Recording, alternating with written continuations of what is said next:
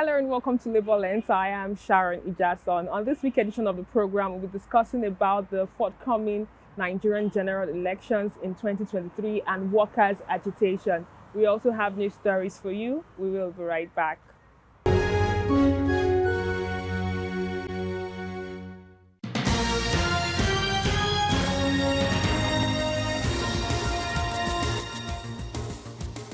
This is Federal University of Technology, Owerri.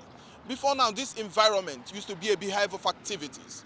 But because of the industrial action embarked on by the Academic Staff Union of Universities, activities have been grounded. Its counterparts, the non-teaching staff, have also declared a 2-week strike. As offices and lecture halls are under lock and key,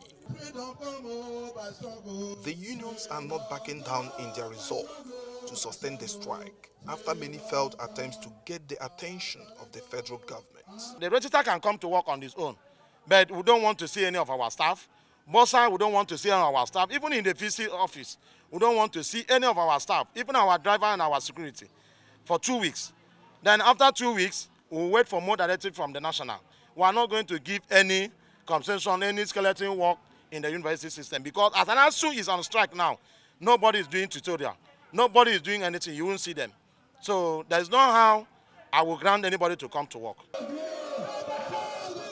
They called on the government to be responsive in saving Nigerian universities from collapse.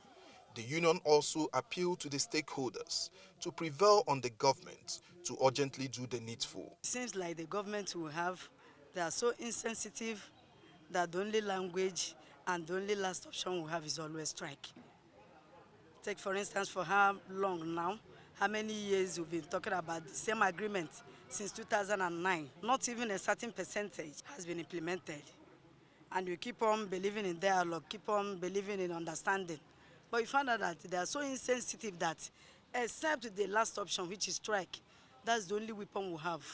It's not as if we are comfortable with a strike. For years now, we have been suffering shortfalls in payment, unnecessary taxation, unnecessary, harassment, and on the welfare of staff.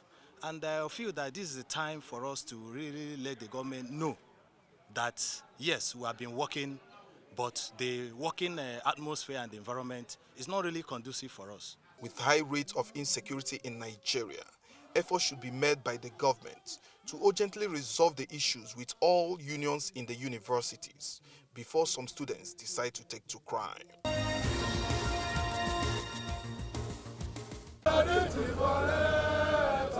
These are members of the National Union of Petroleum and Natural Gas Workers, NUPENG. They are protesting against the questionable deaths of one of its members, Babalola Oladimeji, who was a staff of Sebnido General Services, a contractor to Chevron. Oladimeji, who was a contract staff of the company for more than 15 years, according to his colleagues, died mysteriously in active service. He has worked all his life diligently for the growth of this great company.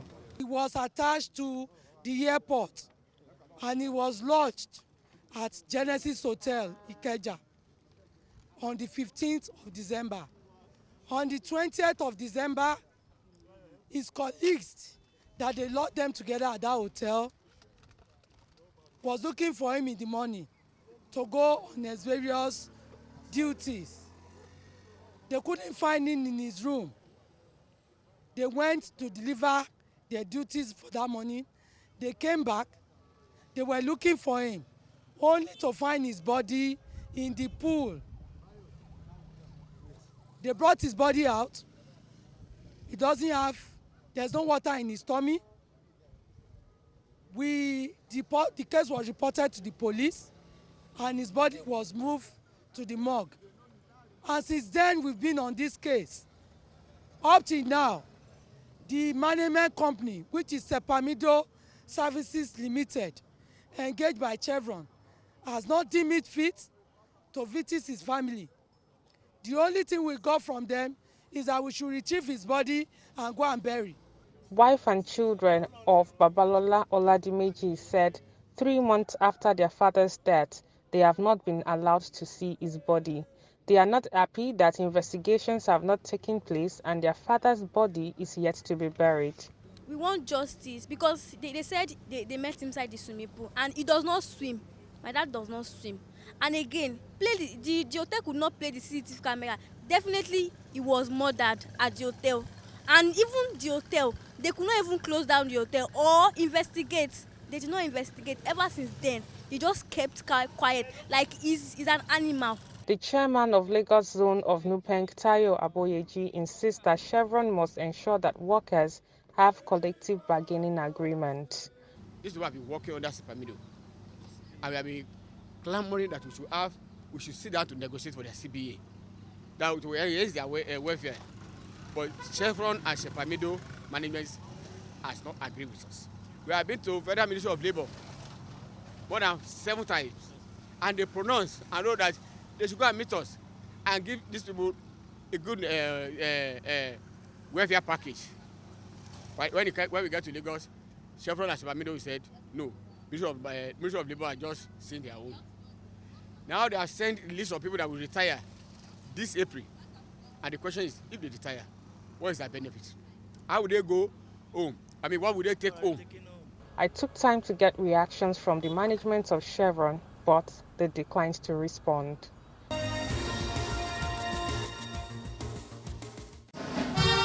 It was a gathering of academics and veteran journalists in Nigeria. For many of them, the journalism profession is very dynamic and needs to be strengthened to reduce the menace of quackery in the industry. It's not just the people that are there, recognized lecturers that only teach. We invite people from outside, those who have been on the field from APCON, everywhere. We invite people who have been practicing, who have been on the field, tested hands, to come and teach our students so that we marry gown and town successfully.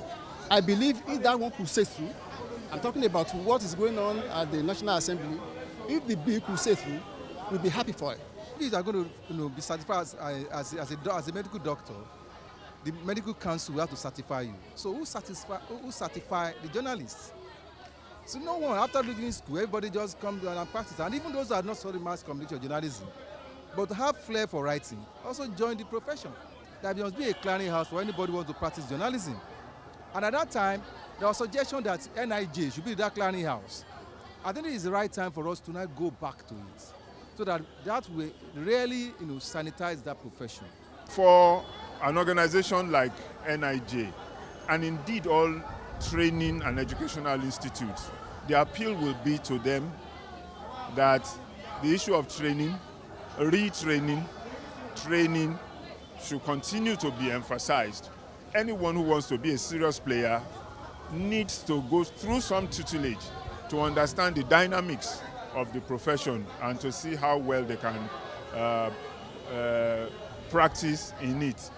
The Deputy Provost of the Nigerian Institute of Journalism, NIJ, Dele Omojuigbe, said there is the need for legislation to make the NIJ the sole institution to certify anyone interested in practicing the profession.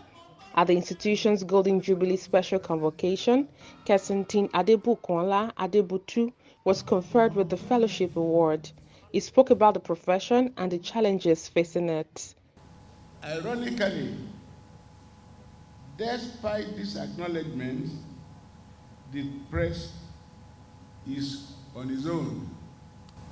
It is because while other 3 estates of the realm, being the executive, legislative, and judiciary, are provided for in the budgetary allocation, the press gets nothing, as a result of which it has to fend for itself.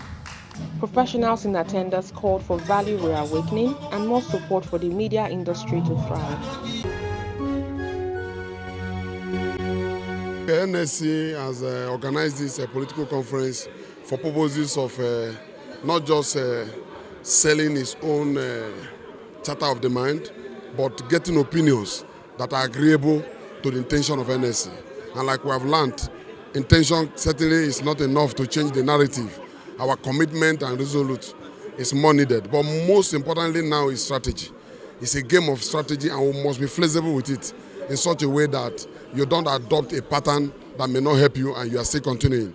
So by the grace of God, NLC is going to engage more of strategies in working out ways and means in achieving this desire. This important development of joining a political party or floating a political party that could galvanize and help the Nigerians, the people of Nigerians, and the workers itself, so that they can, foster the interests of their members. And that will, of course, to an extent, help in reshaping the political clan of this country. And knowing fully well that we can't continue to have two major political parties in the country, then if we're able to flow another political party or equally, have a synergy with other political allies, then it can reshape the political development in this country and, of course, gears towards development of this country. The position we have is that we need to reset Nigeria. There is a determination by the working people that it cannot be business as usual anymore with regards to electoral process, with regards to governance, and we are determined to carry our message to every nook and cranny of the country. And the nice thing is we had a cross-section of Nigerians from the academia to industrialists, Nigerian Society of Engineers, road transport employers and employees, all sectors of the economy, all working people, teachers, nurses, air transport workers, students, even the ethnic nationalities youth groups. We're all here. And there is a determination that they are willing to work with the Nigerian Labour Congress leading to fashion the way forward for the country, and that we need to get out of where we are. So the resetting of Nigeria is no more in doubt.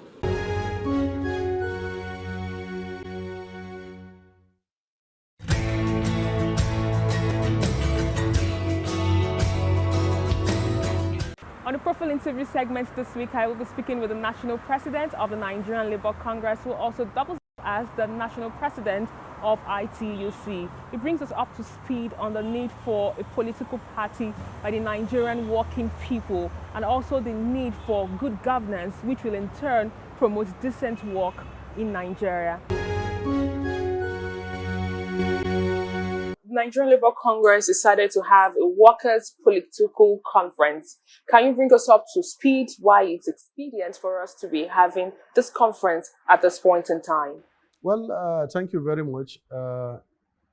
Nigerian Labour Congress or Nigerian workers also have a lot of interests that need to be protected, be it as citizens or be it as workers.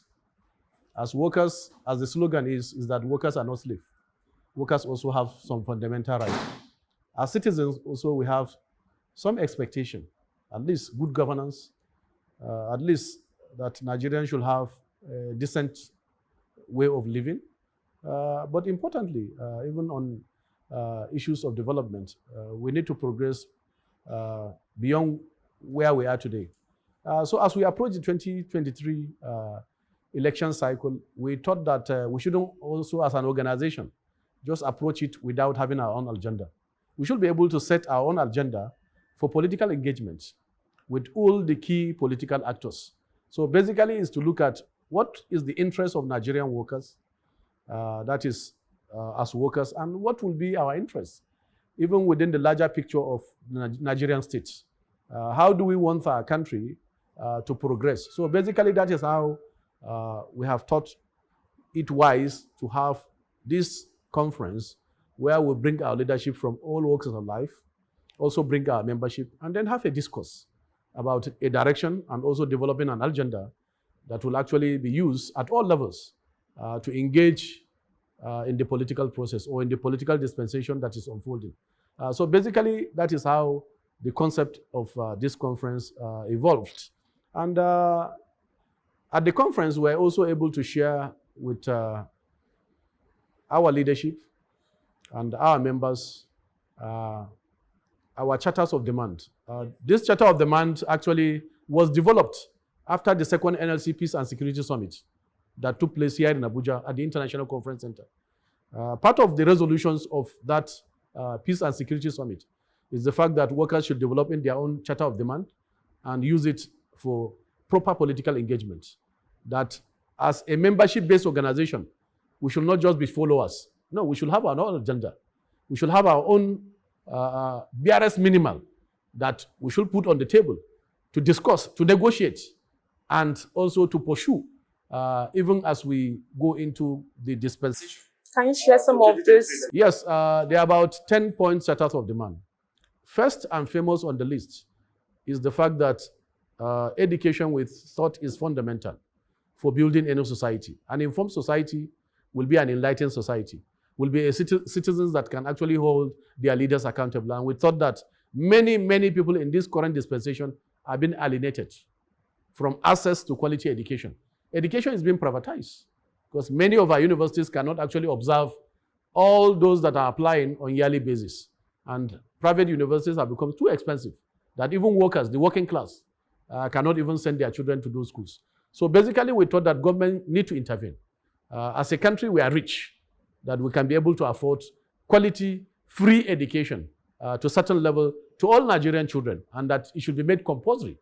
Because what has actually assisted, even in the First Republic, particularly in Western Nigeria, is the policy of free education by Ayuba, which we think is something that progressively every of our elites should actually made it now as a policy. So basically what we have tried to also propose there is that once you are an office holder, then you should actually be limited from sending your children abroad for schooling. We thought it's not leadership by example.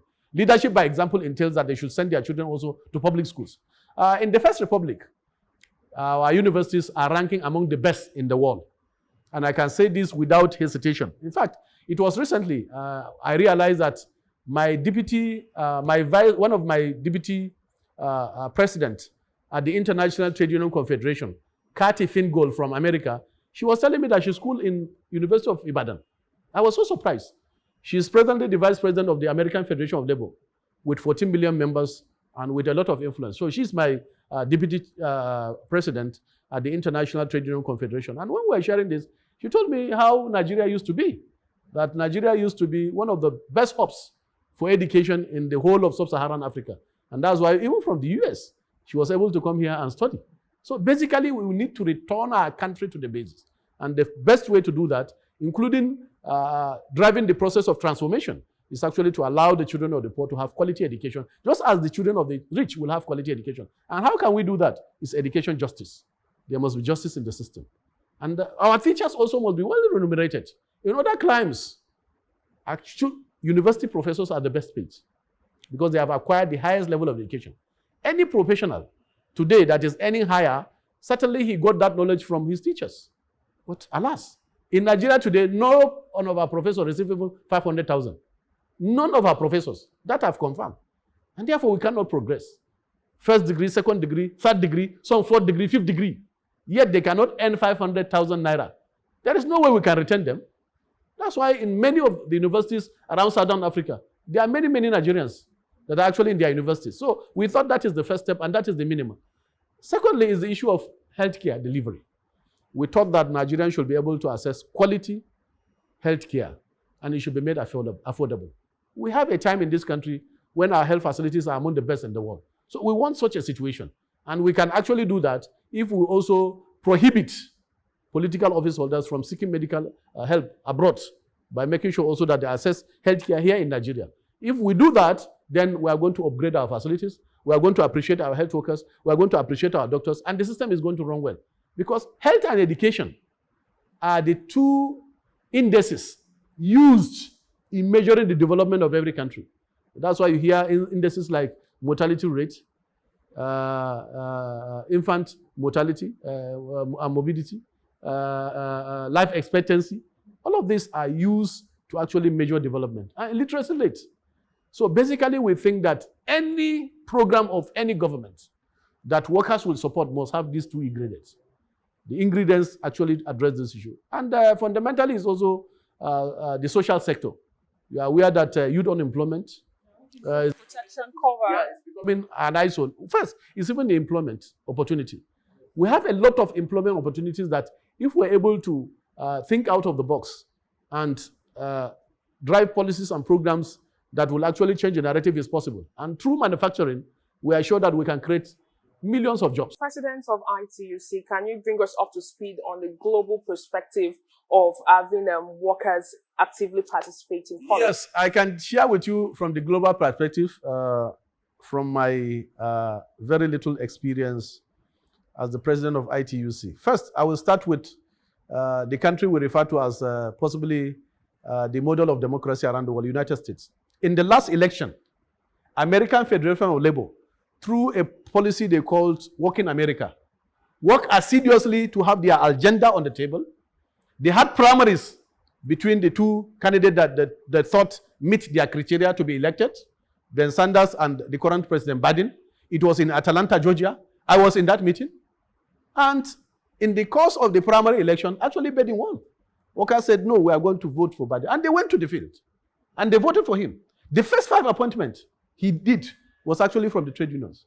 The first person he hired from the Labor Commission was somebody that was actually like a thorn in the flesh of workers of America. He was the first person to say, in that agreement, there was the issue of reviewing the minimum wage from the current amount to $10, $15 per hour. And already he has put the document before the parliament. He was the first president to say he is not ashamed to be called a union president because unions built America. Unions built strong middle class. And that is what America needs. He says so. Same with South Africa. It's a good model. Cyril Ramaphosa was the general secretary of the Mines Union. There is an alliance between ANC, the ruling party, and COSATU, our counterpart. And they have held power. They have ministerial slots. They have appointments. And they can engage policies from within, not from outside. From within, you engage policies. And you get a better bargain. UK is an example that I don't need to share. Labour Party in UK was formed by the unions. For 150 years, Labour Party in the UK was in the teachers' union office. 150 years before they got their office. And they won election. They held power at the highest level. And they have progressive policies. Same with Brazil. Lula was our counterpart. He formed the Workers' Party. First, second attempt, they were able to win election. He brought 40 million workers from below the poverty line to the middle class. And that's why he left the office with 90% popularity. He single-handedly picked his chief of staff to take over from him before capital now start coming in. And what we think as workers, we want also to be on the agenda on the table. So these are the clear issues that actually motivated NLC as a pan-Nigerian organization, as an organization that cannot be divided along ethnic, religious, or any other sentiment. Because if a worker is not paid, it's not only one worker from the north or south or because of your religious belief. No, we go to the same market. And that's why we are more bounded than any of them that are preaching either not or no. Our own is the president not coming from south. No, we want the best for the country. And if we want the best, we want to put our agenda on the table. How do we negotiate our agenda? How do we document it to hold you responsible and accountable? Not that you elect somebody today and the first thing he will do is to try to shave your head in your absence. That's what happened. The first thing that was done was even to try to outlaw NLC, to say deregulate NLC and remove them even from, remove minimum wage. That's what some of our politicians are taking. So how do you think we should take all of that for granted?